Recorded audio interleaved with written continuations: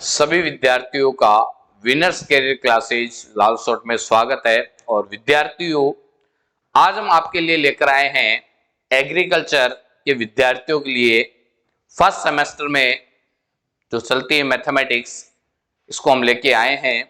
Agriculture mathematics का first semester में चलने के लिए हम सबसे पहले आज बात करेंगे विद्यार्थियों पहले टॉपिक पर जो विद्यार्थियों के सिलेबस में दे रखा है, मैट्रिक्स, जिसको हिंदी के अंदर क्या बोलते हैं, आव्यूह कहते हैं। क्या कहते हैं?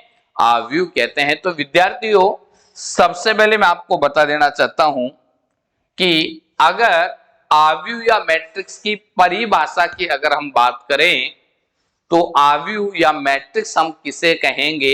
हिंदी में विद्यार्थियों आव्यूह बोला जाता है और इंग्लिश में मैट्रिक्स बोला जाता है। अगर हम इसकी परिभाषा की बात करें तो परिभाषा इस प्रकार से होती है कि यदि m और n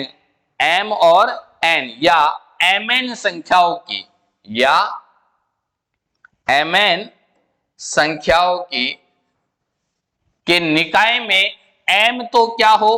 पंक्ति हो। mn संख्याओं का निकाय हो, आपके पास बहुत सारी संख्याएं हैं, ठीक है ना, उनको पंक्ति और स्तंभों के अंदर व्यवस्थित कर दी जाए। किसके रूप में? एक आयताकार सारणी या रेक्टेंगुलर एरे की फॉर्म में अगर व्यक्त कर दिया जाए तो इस प्रकार की जो संरचना होती है वो क्या कहलाती है? मैट्रिक्स कहलाती है। तो आव्यूह की परिभाषा हमने यहां लिखी है कि mn संख्याओं के निकाय में m पंक्ति हो तथा n क्या हो? स्तंभ हो। उनको किसके रूप में व्यवस्थित कर दिया जाए?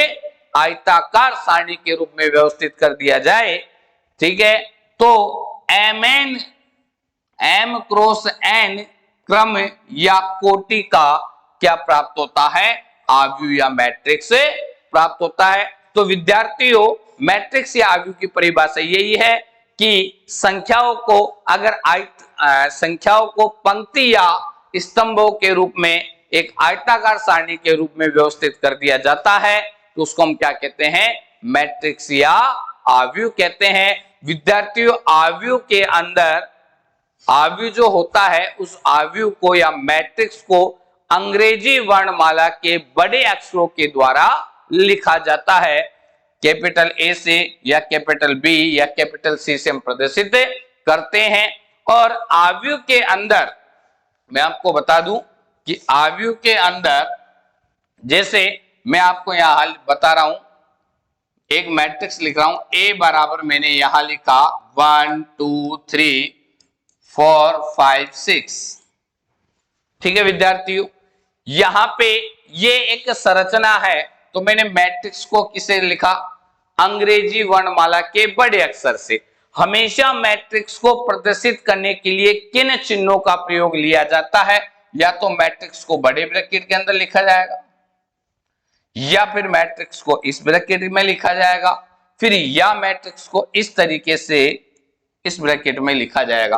तीन तरीके से चिन्हों का प्रयोग होता है, लेकिन हम सामान्यतः इस चिन्ह का यहां पे प्रयोग करेंगे।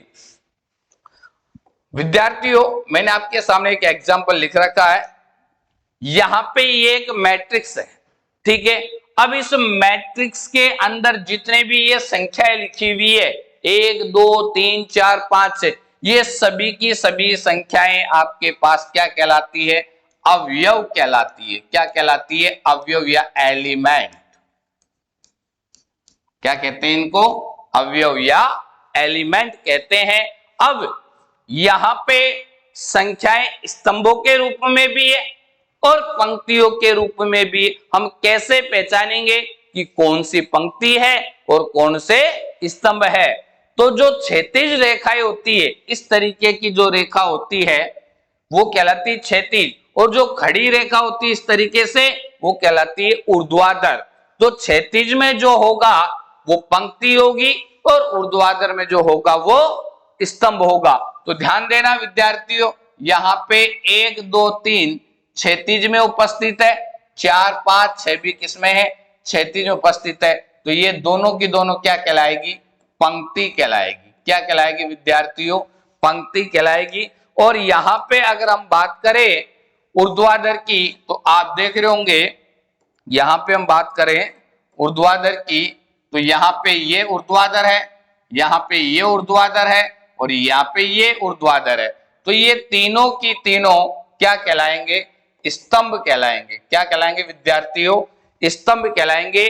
तो जो हमारे पास मैट्रिक्स या आव्यूह होती है वो आयताकार संरचना होती है और उस आयताकार संरचना में पंक्ति भी पाई जाएगी और साथ साथ में स्तंभ भी पाया जाएगा। ऐसी संरचना क्या कहलाती है? मैट्रिक्स या आव्यूह कहलाती है। मैट्रिक्स को अंग्रेजी वर्णमाला के बड़े अक्षरों के द्वारा प्रदर्शित किया जाता है और उस मैट्रिक्स में उपस्थित सभी संख्याएं अवयव या एलिमेंट कहलाती है।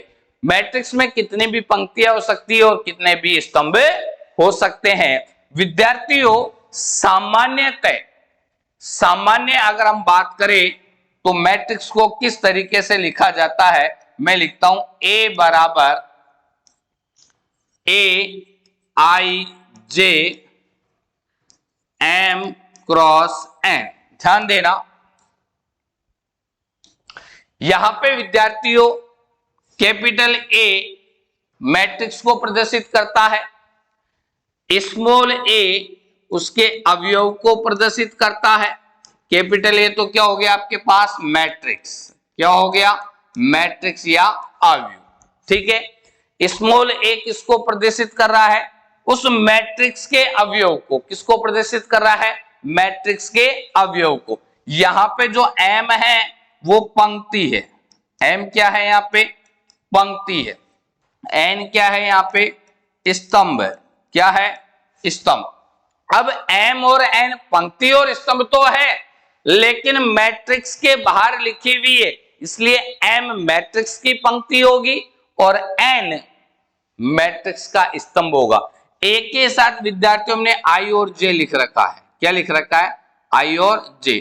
I होता है, I भी पंक्ति है लेकिन और J स्तंभ है। फिर आप कहोगे सर M और N और I और J में क्या अंतर है? M और N मैट्रिक्स के बाहर है, इसलिए M और N मैट्रिक्स के पंक्ति स्तंभ होंगे, जबकि I और J अवयव के साथ है, इसलिए I और J अवयव के पंक्ति और स्तंभ होंगे। तो सामान्य किसी मैट्रिक्स को प्रदर्शित करने का तरीका यह है। अगर मैं यहां पे आपसे पूछूं इसी मैट्रिक्स के अंदर कि विद्यार्थियों मुझे यहां पे बताइए कि ये जो एक है वो एक किस स्थिति में बैठा हुआ है? तो एक अवयव हो गया ए, ये पहली पंक्ति में है कि नहीं है विद्यार्थियों? पहली पंक्ति में और पहले स्तंभ में है कि नहीं है? है ना? पहली पंक्ति में और पहले स्तंभ में, इसलिए I का मान भी 1 हो गया और J का मान भी कितना हो गया? 1 हो गया। इसलिए A11 का मान कितना आपके पास? 1 है। A11 का मतलब हो गया पहली पंक्ति और पहले स्तंभ का अवयव। अगर इसी प्रकार से मैं यहां पे बात करूं कि बताइए 2 क्या है, तो 2 पहली पंक्ति और दूसरे स्तंभ का अवयव है। पहली पंक्ति और दूसरा स्तंभ का मतलब हो गया A12 और इसका मान कितना हो गया? 2 हो गया। मैं आपसे पूछूं विद्यार्थियों 3 क्या है? तो 3 पहली पंक्ति और तीसरे स्तंभ का अवयव है। पहली पंक्ति और तीसरे स्तंभ का अवयव मतलब A13 का मान कितना हो गया? 3 हो गया। मैं आपसे पूछूं विद्यार्थियों 4 क्या है? तो 4 दूसरी पंक्ति और पहले स्तंभ का अवयव है। दूसरी पंक्ति और पहले स्तंभ का अवयव कितना आ गया? 4। इसी प्रकार से दूसरी पंक्ति और दूसरे स्तंभ का अवयव कितना आएगा? 5। इसी प्रकार से दूसरी पंक्ति और तीसरे स्तंभ का अवयव कितना आएगा? 6। तो विद्यार्थियों हमेशा ध्यान रखना, हमेशा पहले पंक्ति लिखी जाती है, बाद में स्तंभ लिखा जाता है, चाहे अवयव को लिखे चाहे मैट्रिक्स को लिखे।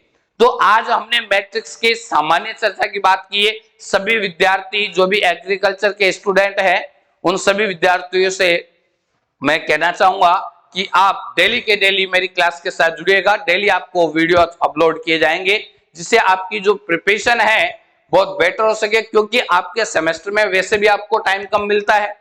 तो कंटिन्यूअस अगर आप वीडियोस देखोगे तो आपकी प्रिपरेशन बेटर हो जाएगी और अच्छे से आप मैथमेटिक्स का पेपर कवर कर पाओगे। Thank you students. Winners career classes का जो चैनल है इसको आप लाइक करें और शेयर करें, ज्यादा से ज्यादा विद्यार्थियों तक ये पहुंच पाए और हम आपको बेटर से बेटर प्रिपरेशन कराएंगे। Thank you.